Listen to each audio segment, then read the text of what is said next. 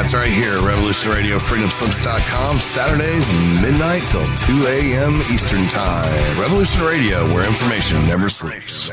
Let the magic rise. The opinions expressed on this radio station, its programs, and its website by the hosts, guests, and call-in listeners or chatters are solely the opinions of the original source who expressed them. They do not necessarily represent the opinions of Revolution Radio and freedomslips.com, its staff, or affiliates. You're listening to Revolution Radio, freedomslips.com, 100% listener-supported radio, and now we return you to your host.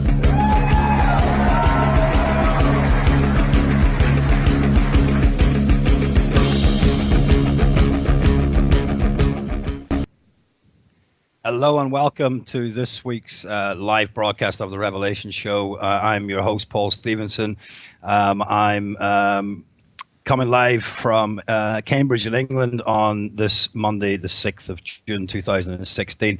We have a very special guest with us today, the one and only GERALD CELENTE. GERALD is the director of the Trends Research Institute and author of Trend Tracking and publisher of the Trends Journal, and widely considered to be the top trends forecaster in the world.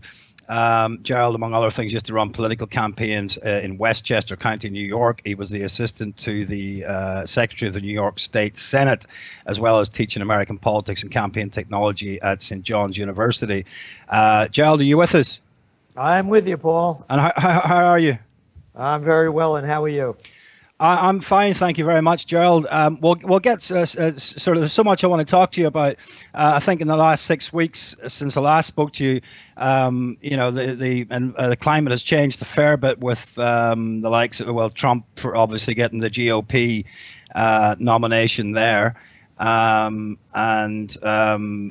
all sorts. We also have Hillary, who's obviously, she's got her own troubles with Bernie Sanders and the email scandal, et cetera, et cetera. I noticed in the Trends Journal, you are predicting, quote, despite Clinton leading Trump by 13 percentage points nationally, according to the CNN ORC poll, when the race for the White House heats up this summer, Trump has a clear shot of beating Clinton, since we forecast an economy of more of the same, but much worse for the shrinking middle and growing lower classes. So based on the economy, you think that just with a disillusionment among your average American person, that Trump is basically a good shot at winning this general election, become the president? Yes, Paul. And of course, there are always the wild cards, and they don't get much wilder than Trump, that could change the game. That's why, by the way, nobody can predict the future. You can forecast trends, but, life has its ups and downs, ins and outs, things you never knew were going to happen. So in the absence of that, we see Trump as a clear winner, and here's the reason why. You go back to the Clinton campaign of 1992, when Slick Willie was running. And in all the campaign headquarters and the offices, they had a slogan: "It's the economy, stupid." And that's what it is today. It's the economy. And Trump is going to trump Clinton on the economy, because you hear him going around the country, and what does he say? He says things like, well, when I get in there, I'm going to put a 35 or 45, whatever the percent is, tariff on China. I'm going to recreate jobs. They're doing a dirty deal with this trade. So you have people now, of course, the jobs that are lost in manufacturing, they've never been regained. And as they're lost in manufacturing, the new ones are coming out in healthcare and retail, in the hospitality sector. That's a wonderful word, the hospitality sector. Making beds in hotels, and cleaning up. Not that those are demeaning jobs, they just don't pay any dough. So Trump is going to beat her on that. Plus, because who's the guy that gave us NAFTA? Who's the guy that deregulated World Trade Organization? Who all deregulated the Glass-Steagall Act? Clinton. So she, of course, is associated with that. And now Obama, of course, is peddling the Trans-Pacific Partnership, which she at one time called the gold standard. So it's the economy, stupid, as the Clinton campaign used to say. Yeah. And based on that, and again, listen to what And by the way, our campaign slogan for 2016 is Trump or Clinton, Hitler or Hitlery. So now Hillary's out on the campaign trail over there in California. And what is she doing? She's talking war talk. How we have to protect the world, and there's going to be a leader vacuum, and she's a leader. What have these people led us to? Oh, yeah, our old man, Slick Willie, rotten slimeball Clinton. You love that Yugoslav war, didn't you, folks? Yeah. Hey, how about killing all those people in Iraq? Oh, people forgot that Clinton used to bomb Iraq on a weekly basis. We'll call it a no-fly zone. Yeah, how about that one, huh? Oh, yeah. And don't forget the sanctions. Yeah, I mean the audacity of some of the comments that Clinton made on Thursday. Of course, a speech that was 10 days in the making, and God knows how many people among her 732 campaign employees to come up with this speech. Donald Trump's ideas are not just different; they're dangerously incoherent. She's accusing him of being dangerous, and he's not someone you should ever have the nuclear codes. I mean, this woman seems to live in a reality that of her own, where she just sort of ignores her own just despicable history as a the home say or the well, Secretary of State. Yeah, the Secretary of State, and and it's just she seems to ignore it. I mean, it's just incredible. Well, you have to be fair, Paul. They're politicians, and they all ignore it because they're sociopaths, and sociopaths never admit to anything that they do wrong. And by the way, we have to start changing the word politicians. It's a cover-up for who they are. They're psychopaths, sociopaths, narcissists, megalomaniacs. I think a more encompassing word, and I'm open to any new ones, is scumbags. I think scumbags is a good one. I mean, these people are just scum. Yeah, I mean they just represent global wickedness. I mean, you hear all these terms. I hear people ask me. I mean, well, what is it? Is it global socialism? Is it the New World Order? Is it the Jews? Is it the Chinese? Is it the Russians? Is it this, that, and the other? I mean, at the end of the day, this is just global wickedness and a bunch of reprobates trying to sort of just overthrow society and just basically run everything. You got it. Again, scumbags. Yeah, scumbags, yeah. Just to put it all in one neat package, And I'm open to any new terms. So anyway, going back to the election, that's why the point that I was making is she's diverting it. There are other, if she really had a shot at this, it would be the economy. And that's where he's going to beat her on, because people really aren't that concerned. Having said all that, as I said, there's always the wild card. When all else fails, they take you to war. And you can hear the war drums getting louder and louder. So if there's a terrorist strike or something like that, then the game changes.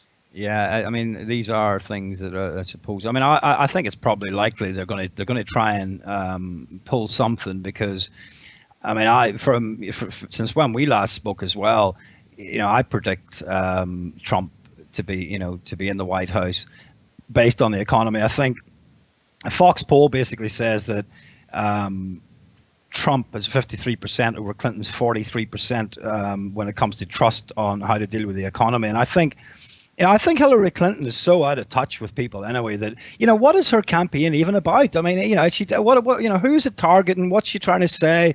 She did a foreign policy speech, and all she did was end up attacking Trump. As I say, it took 10 days to make that speech. And they're all coming out and thinking it's a wonderful speech and it's a real victory. Oh, I know. What a bunch of prostitute crap. Oh, exactly. Calling that warmongering. That's the other thing, Paul. Nobody's talking about peace. No. Peace is off. We launched OccupyPeace.us as the website, and we want to launch it again this year. But we're having, we have to raise the money to do it. We had Ralph Nader, Cindy Sheehan, Dr. Robert Thurman, Gary Null. We closed down the streets over here in Colonial Kingston. Even that fraud Bernie Sanders. I voted against the Iraq War. Hey, scumbag. because that's appropriate. Again, we're calling politicians, I'm calling them scumbag. You supported, when you were a congressman, you supported Bill Clinton's murderous acts of war against Iraq, including the sanctions that killed over 500,000 Iraqi children under the age of 5, according to the UN. You supported the Yugoslav war. You supported the Afghan war. You co-sponsored the resolution that became the UN resolution that Gaddafi has to stand down and a no-fly zone. You support Obama's Iraq, Syria, and Libya actions, and you're BSing about, I voted against the Iraq war. So every one of these clowns, and if you buy one Knish, you get one free. I've seen the Coney Island show, Jack. I grew up in the Bronx. I can't stand guys like you that never worked a day in your life and been sucking off the public tit with a bad attitude. So no one's talking about peace. Oh, no one's talking about peace. You know why? Because they're pieces of crap. And pieces of crap are scumbags, and they never talk about peace. No, you're quite right. They are just, it's just, scumbags is the best term for them. I mean, as I say, I don't know who is the most odious between Obama and Clinton, but I think if I had to choose one, I'd probably go for Clinton, because that woman has, I mean, she's got more, there's more charisma and a bucket of dead worms than there is in this woman. I mean, what even, the audacity, the arrogance of this woman thinking that she should even be in the White House. I mean, you could pull your hair out just listen to this woman. We just go away, Well, look at Obama, the fraud. He lied his way into office, and now he's lying his way out. Look at the crap before him, war criminal Bush. It's a freak show. It's the presidential reality show. That's what I'm saying. I mean, I don't even understand what exactly Hillary Clinton based, on her record as the Secretary of State and her warmongering record. Why does she think that we're going to, trust her on foreign policy? I mean, the Middle East alone is just. Huh? Look what you got over there with Cameron. Before him, Blair, Sarkozy, and now Hollande. It's a freak show. Yeah, all part of Satan's kingdom of darkness here on the earth. Yep. I mean, the other thing I wanted to ask you about, Trump gave his foreign policy speech. What did you make of that? I mean, a lot of Trump's policies, when I sit down and think of them, I think a lot of them just, whatever you think of them, they amount to nothing more than common sense in many cases. Some are and some aren't. He goes over the ends with it stuff. I agree with him on some, and a lot of them I don't agree with. We're going to build a bigger military. Nobody's going to mess with us. Hey, grow up, Jack. We got the biggest military, 6 times bigger than, if you put all the 6 together, after they, under the United States, they don't spend as much as we do. And I'm gonna wipe out ISIS. Hey, are you going to send your kids? This guy's full of crap, too. Here's a guy that went to military school. We're the same age. When we were kids, when we got out of line, the greatest threat that your parents would do was, you little SOB, I had enough of your crap, you're going to military school. Oh, Ma, I'll be good. So out of line, they sent him to this BS little military school, not far from where we are in Kingston. To teach him some manners. He was so out of control. He's so filled up with himself. But at the same time, I don't think he couldn't be any worse, than what we have. Imagine being a teenager. I'm Italian American, right? Not being able to eat my mother's cooking there, so rest in peace. Not being able to. What do you do when you're a young kid? You chase girls and you play sports. And here you are in military school in a uniform every day. Make sure you make your bed with the right corners. Stand up and salute. That's how out of life he was, that they put him away. It was like going to a penitentiary for rich kids. Well, at the same time, he could not possibly be any worse than what we currently have, which you've also basically outlined here in your Trends Journal this week. Quote: in addition, a Wall Street Journal NBC poll shows some 56% of Trump and Clinton supporters, the highest share in recent history, say their vote is intended more to oppose the other contender than to support their favorite candidate. Thus, considering both candidates are burdened with high negative ratings. So we seem to, we have people sort of more interested in voting against the other candidate than they are supportive of the candidate that they're actually voting for. But it does seem that there is some genuine enthusiasm for Trump supporters. Oh, there is. There's no question about it. But again, we're talking, so there is genuine enthusiasm. We talk 56%. So maybe you have 40% that's genuine enthusiasm, which is not a, small number. So there is genuine enthusiasm, but again, it's to me, it's Hitler or Hitlery. They're not statesmen. They're not philosophers. These are people not of a higher order. Again, Trump has this attitude, again, like with a kid growing up, we used to call guys like him, born on third base and thought he had a home run. This old man left 4 kids between $300 to $400 million and a real estate empire. And his fat mouth shoots it off himself. His fat mouth off, telling how brilliant he is. Come on.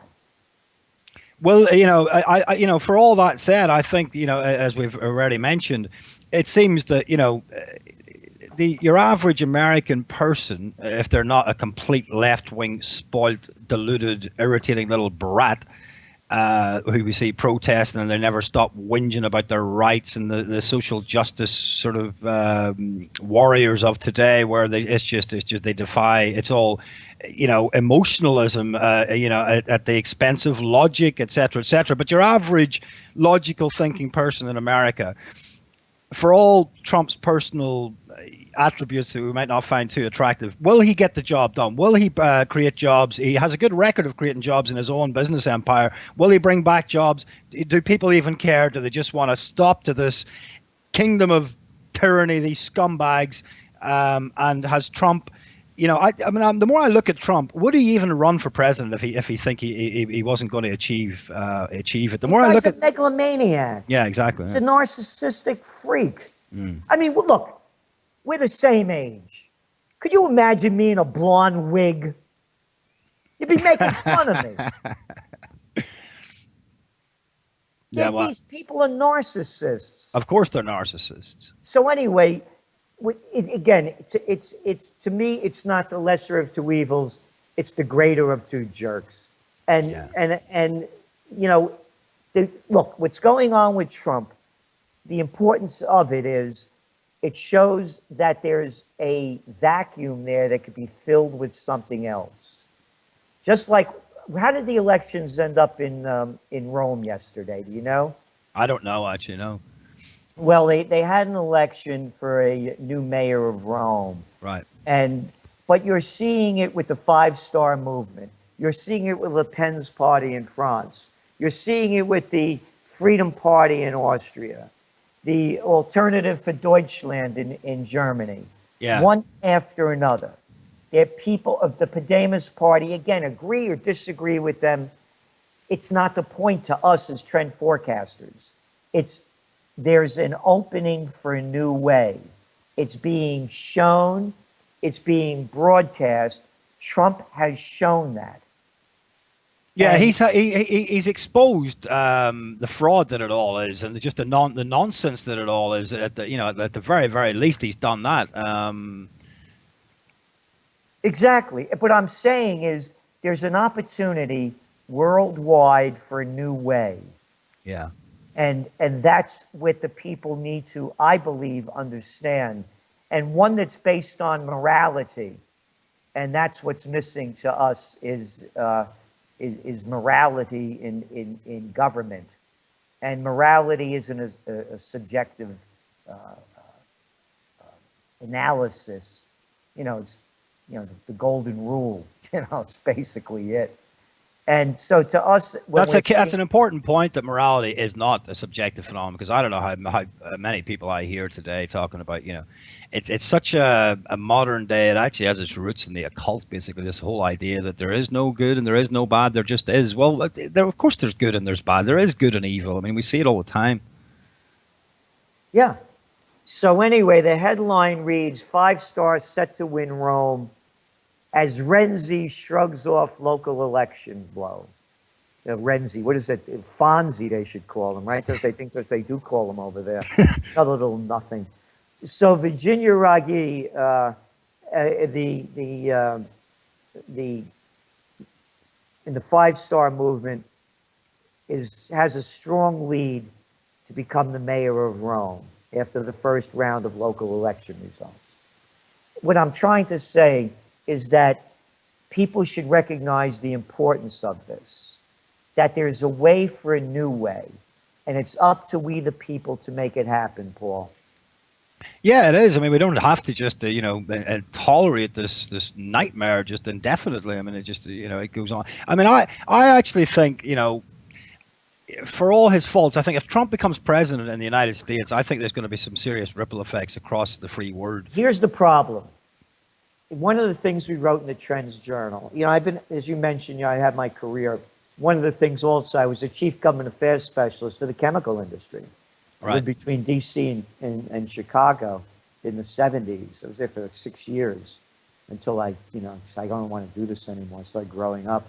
But anyway, one of the things we pointed out is that in my lifetime, there's never been violence associated with a presidential campaign before. Mm.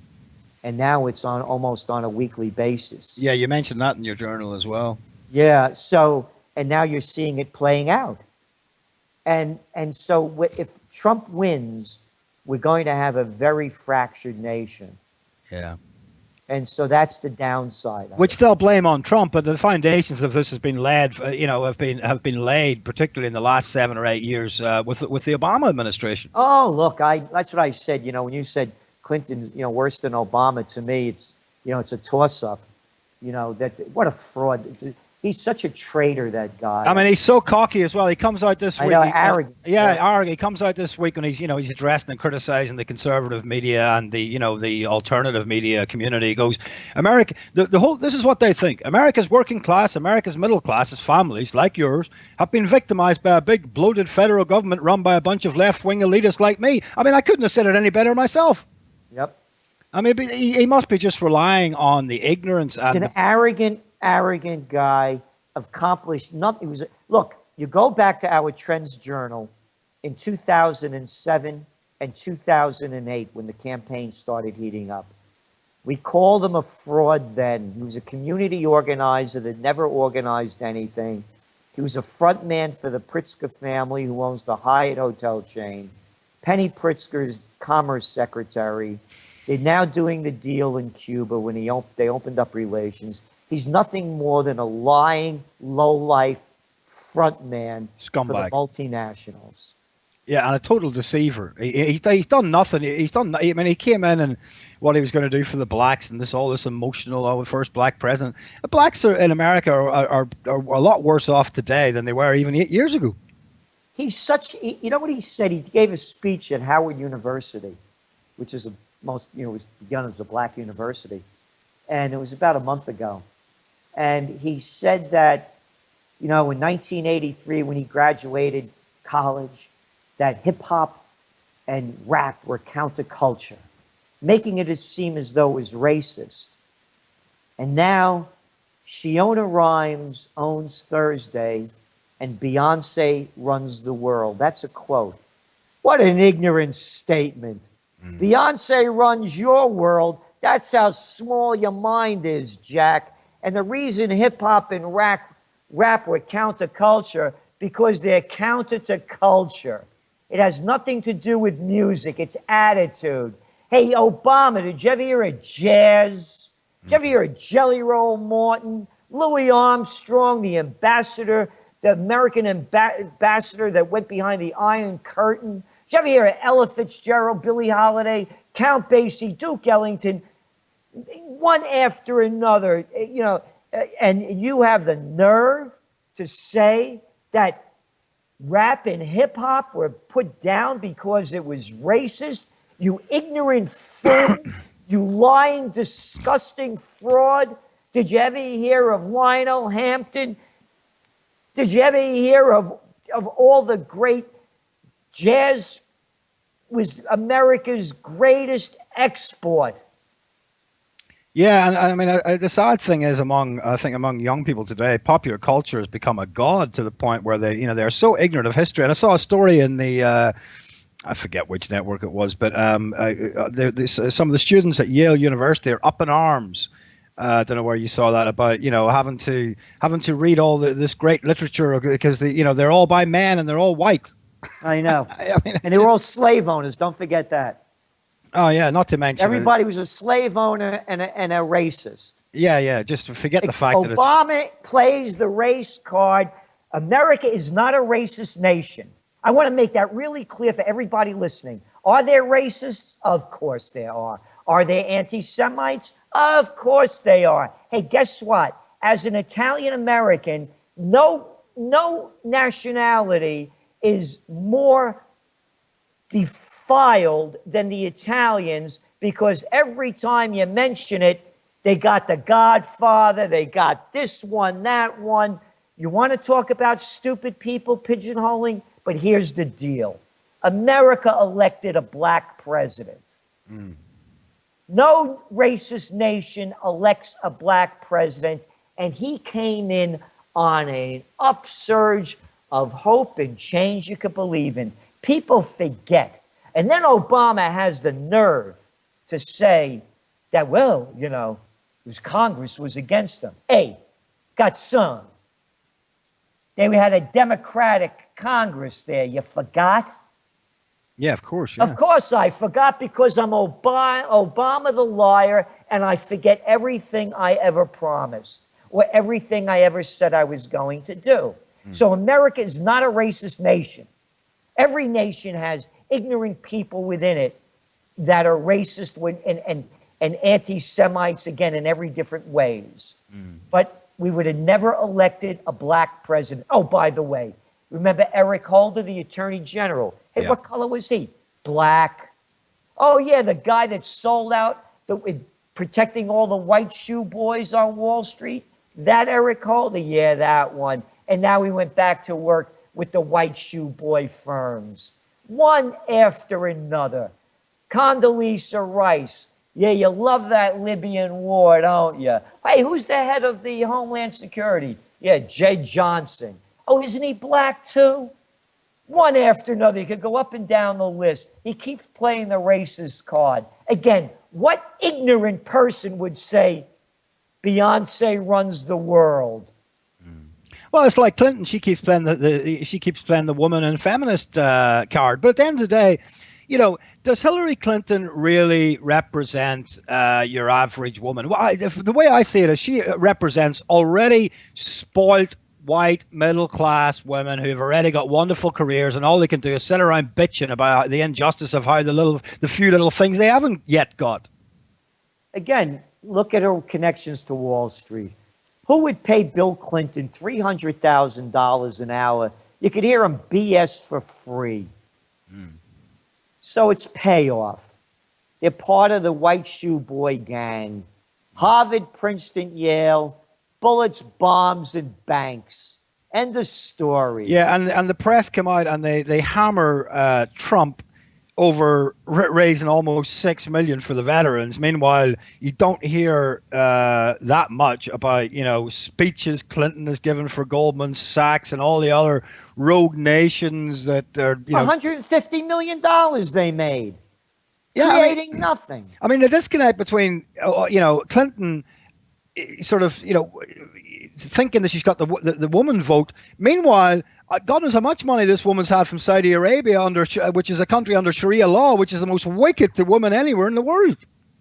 And again, America's great ally that Obama just sold, $60 billion worth of weapons to, so the United States and Saudis could slaughter innocent people in Yemen.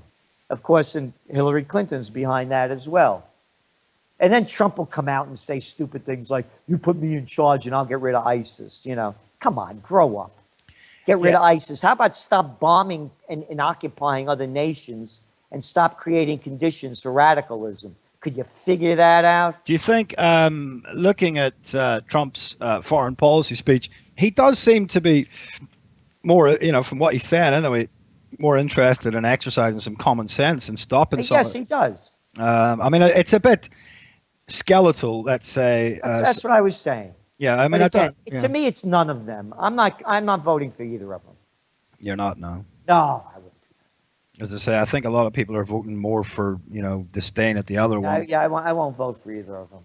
Yeah. I don't vote for lesser of two evils, a greater of two jerks. Do you think there's any chance Hillary Clinton today has come out and saying there is absolutely no possibility of indictment, that is just never going to come to pass? I have absolutely no doubt about that. And we will go on to Convention United and we will come out and work hard to defeat Donald Trump. Do you think there's any chance that she'll get indicted?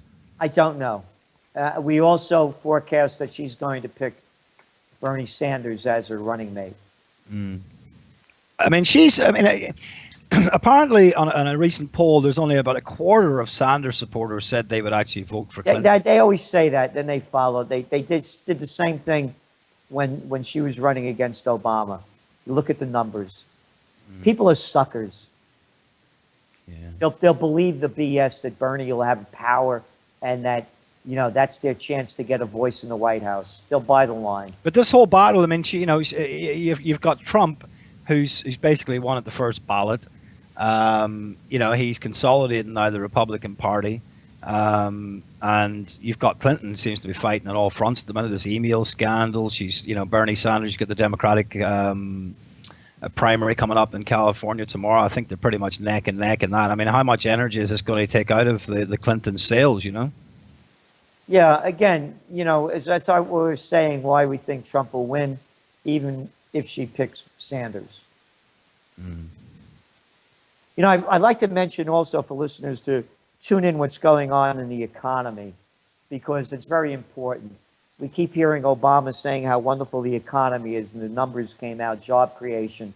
This past Friday, they were expecting, you know, about 160,000 jobs to be created, and only 38,000 were. And if you look at some other people's data, they're showing that none were.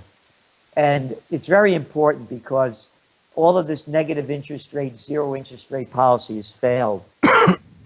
And we're really looking here at a global slowdown.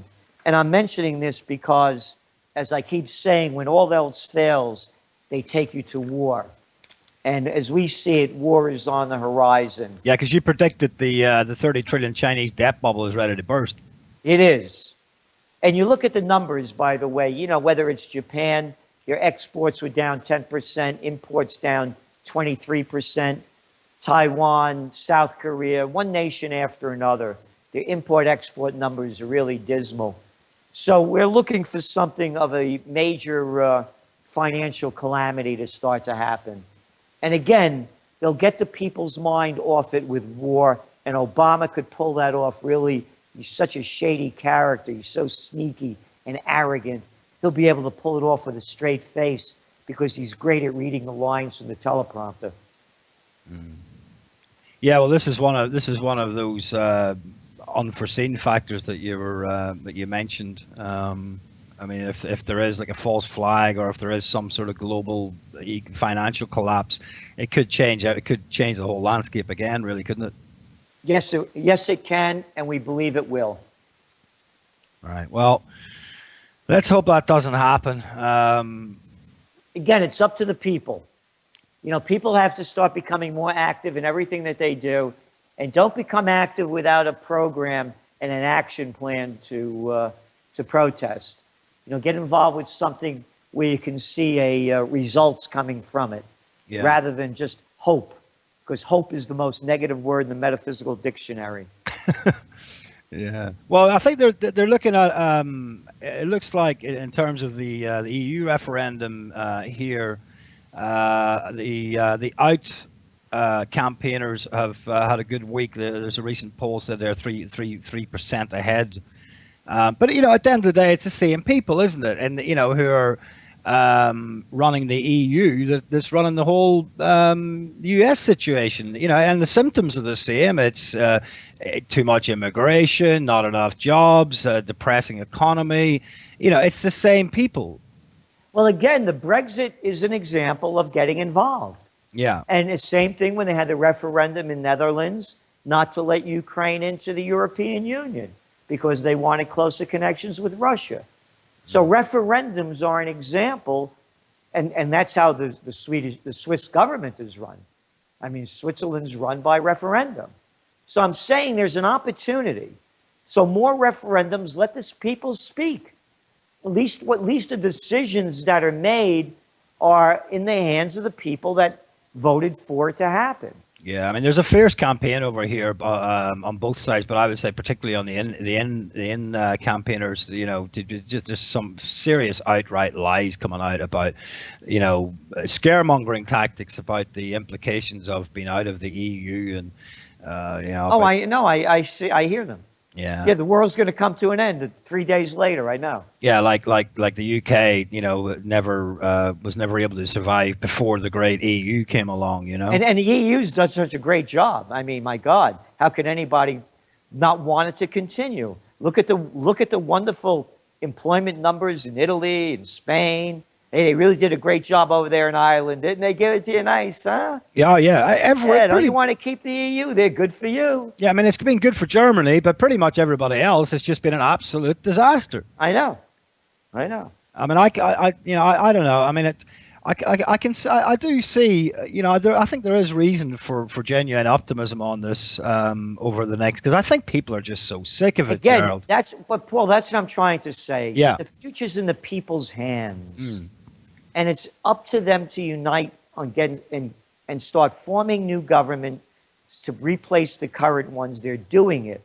Again, whether it's Le Pen, whether it's UKIP, whether it's Podemos, Five-Star Movement, Alternative for Deutschmark, the Deutschland, the one party after another, plus the referendums. Yeah, yeah. So that's what I'm saying. Become referendum conscious. Get involved with the internet. Use your skills as a techno experienced person to start making these things happen. Yeah. You know, Muhammad Ali, of course, you know, has passed on. May his soul rest in peace. I remember he came to the college to speak when he was they wouldn't let him fight because he wouldn't fight in the draft, so they wouldn't let him box anymore. And he came to our college to speak. I was too stupid to go listen to him. And I realized just yesterday, I was thinking about it, he was anti-war and he never flinched. You know why he never flinched? For two reasons. He was a man of morality, but secondly, who was going to go up to him and threaten him face to face? Yeah. Name me the person. So he had that confidence as a true fighter, a fighter to protect himself and a fighter for morality. Yeah, he had tremendous charisma and tremendous character. And again, but the other part was he was not afraid of anybody. No, that's it, yeah. And that's a big one. Mm. And not, I would never, you know, not to make any close association at all. I'm a close combat practitioner. Used to have my own school for many years. Been doing the martial arts since 1982. I speak out if Obama or Clinton or Trump or McConnell or Graham or anybody out there has a problem with what I'm saying, come over and speak to me man to man about it. We could discuss it. Well, you know what, Gerald? I mean, I'm Irish. That is very much the way things are done from where where I come from as well. But it seems to be a dying trend in people. There's so much, even in the online community and stuff. You get, not that it bothers me. I know some people it does bother me. It's water off a duck's back to me. But you get so many people bitching and ridiculing and stuff. If you met these people down the street, they would run a mile. Most of them. You got it. Could you imagine Hollande in a fight, or Cameron, or Obama, or George Bush? Can you imagine any of these guys fighting for their lives? Oh yeah, and it's so I mean, just imagine the picture. Just imagine the picture of it. I mean, they call for help. Yeah, I mean, women are more masculine today than men, your average men. They're so feminized and they're so, obsessed with seem to be so politically correct and sensitive and feminine. I mean, it's just... And that's why I'm going back to Ali. He was a fighter. Yeah, he what was. I'm suggesting to people is that your life is on the line. They are stealing it from you. Why would you let anyone rob you of your future? This is the problem. Where is people's attitude of just, I'm not going to tolerate this? And that's what I'm saying. The opportunity for change has never been better now. Yeah, well, maybe, I haven't been too optimistic at this stage about the referendum going in favor of the out brigade, but maybe if that happens, it'll actually set a precedent across Europe, because I think if the UK get out of it, I think there will be. Oh yeah, the EU will dissolve. Yeah, because again, it's the power of the people. Yeah, I've written. I've been writing the Trends Journal since 1991. I've written national bestsellers. I've been writing a lot of years. The point that I'm making. It took me to my last birthday to write this one phrase. I was not put on this earth to take orders from the first word begins with an A and the last word ends with a hole. I thought you were just going to give us the H there.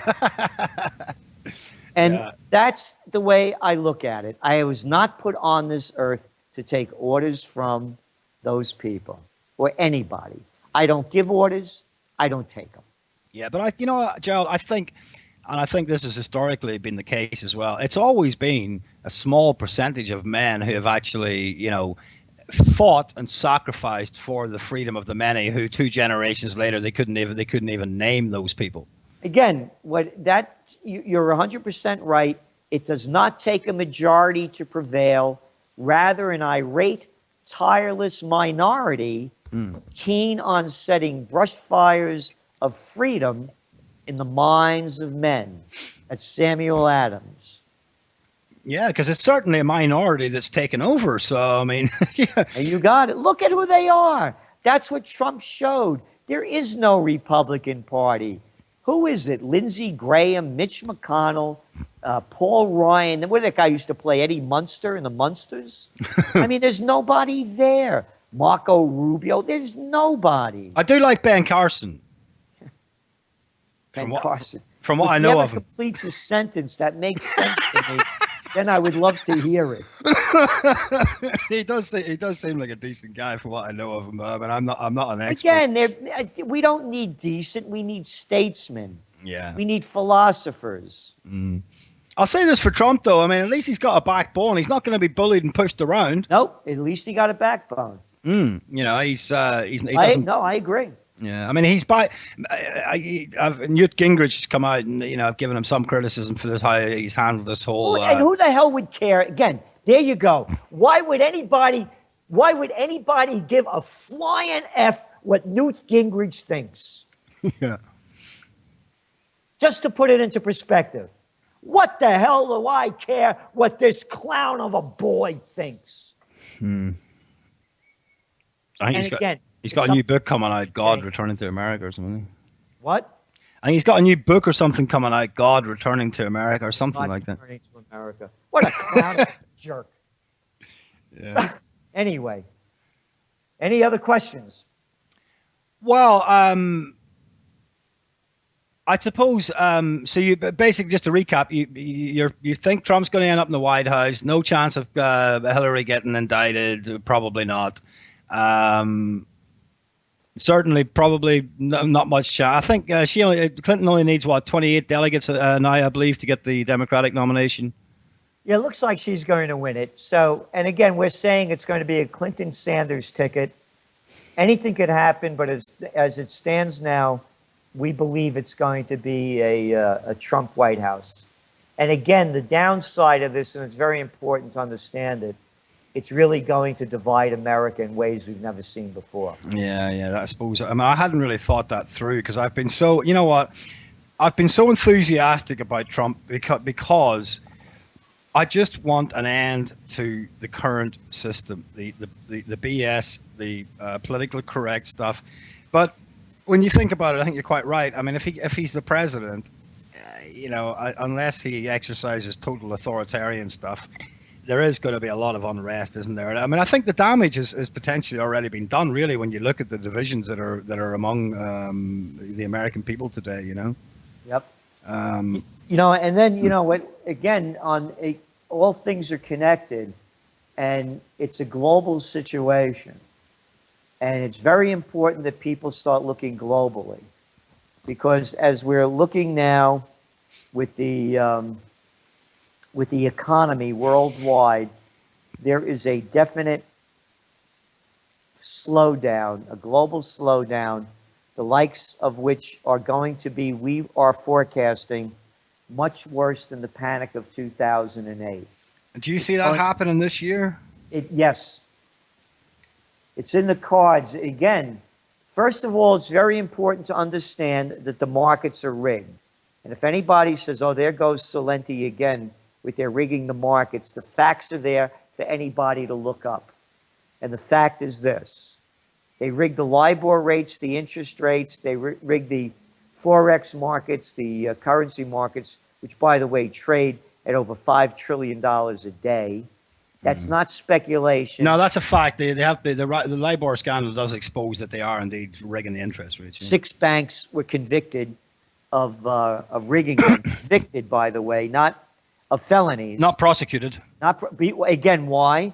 Eric Holder, the Attorney General under Obama, gave him a free ride because he's one of the guys. And by the way, Obama, again, I find him so disgustingly arrogant and a liar. When he was candidate Obama, he was going to sweep Washington clean and bring a whole new team.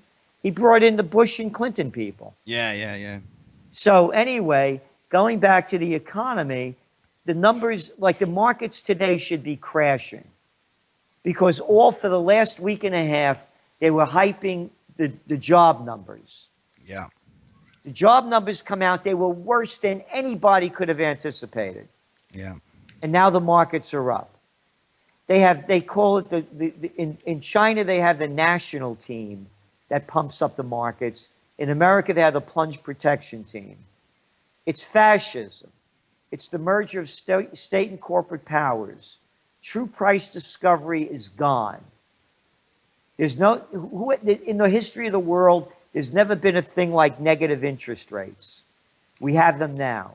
Well, what is the end game for these people, Gerald? The end game for them is to make as much money as they can and save and make as much money as they can and to keep themselves in power as long as they can. Yeah, because the whole central banking system, I mean, this whole quantitative easing thing has been going on, and the interest rates been so low and stuff. I mean, in the history of economics, I mean, it's unprecedented, isn't it?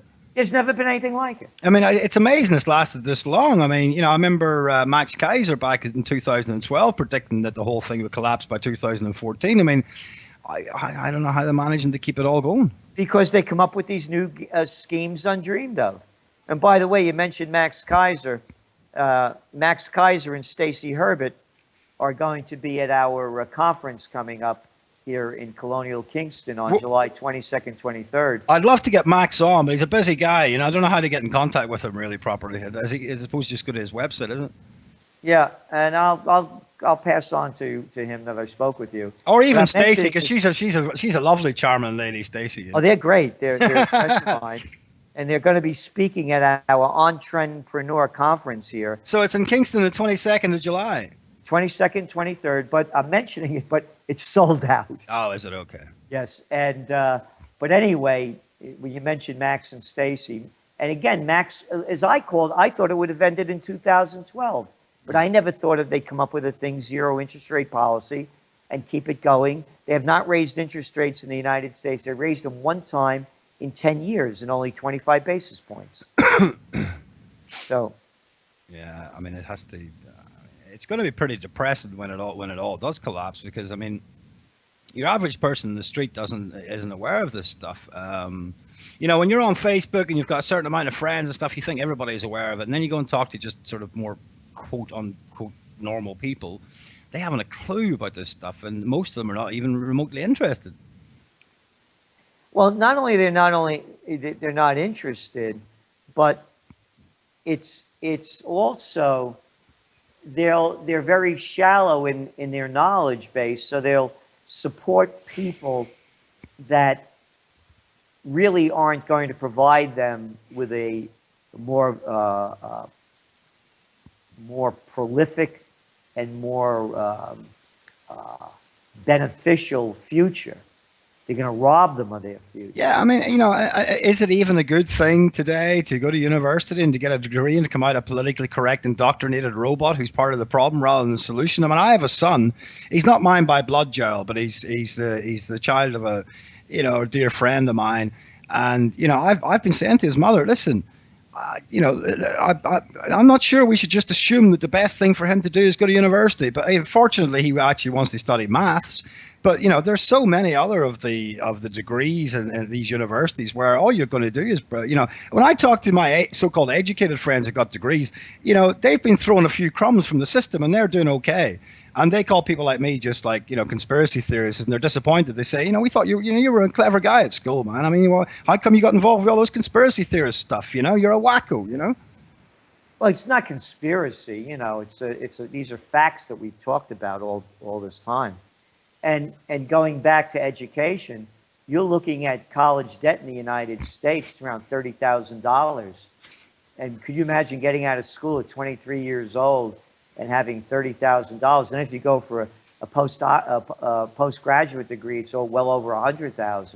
Yeah, and a recent poll came out. I don't know whether it was. I think it might have been in a Fox News poll that employers are basically saying, you know, that these people who are coming out of university with degrees, they are seriously lacking. The other thing they pointed out is that the people they have employed, they don't want to work. Well, they have degrees in worthlessness too. Well, the other thing, they just want to study forever. You know how many young people I know that have degrees in philosophy, psychology, gender studies, art history, English? I mean, come on, what are you going to do with these? Well, exactly. And, you know, it'd be different if you were among, you know, a wealthy person and you wanted to go to a finishing school. Yeah. It's wonderful to learn this. But guess what? You can learn all the history you want online and reading books. You don't have to go to a university. No, and there's a difference between, big difference between having a privileged background which allows you to go to university and being intelligent. I mean, one of the big complaints that employers said about these college graduates saying they're not ready for employment. The biggest complaint they had was, guess what? Lack of critical thinking, 60%. Well, I agree. They don't have critical thinking because look at the media. There's nothing critical about it. No, it's just repeat, you know, don't do any thinking of your own. And just churn out the mainline rhetoric and be cool. You know, although with that said, I mean, it's getting less and less cool, I think, to be politically correct at the minute. People, as I say, people. Yeah, it is. Well, again, the word political. Yeah. We should call it scumbag correct because it puts it in its right perspective. Because there's nothing correct about anything political. So if we call politicians scumbags, then you could call it scumbag correct. You're being scumbag correct, which means that, well, you don't want to say that.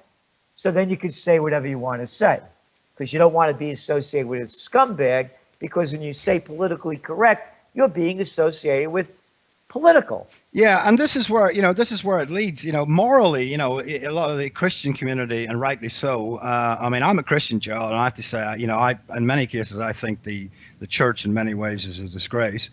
But there are some good people still in it, and you know they talk about the boiling frog analogy and stuff like that, and you see this coming out of the extreme left media all the time. I saw a story recently, legalizing sexual child abuse, pedophilia now classified as a sexual orientation. And this is just another step where they change the language. It's not pedophilia anymore. You know, it's the whole system on the extreme left and what we have. It's always basically defending the rights of the minority, who are usually wicked and aberrant and weird in most cases, at the expense of the majority. Again, the fish. Anyway, Gerald, the music's come. Okay. Listen, we'll keep in touch, and thank you for coming on, and God bless you, and we'll speak again soon. Okay, take care. All right, bye-bye, Gerald.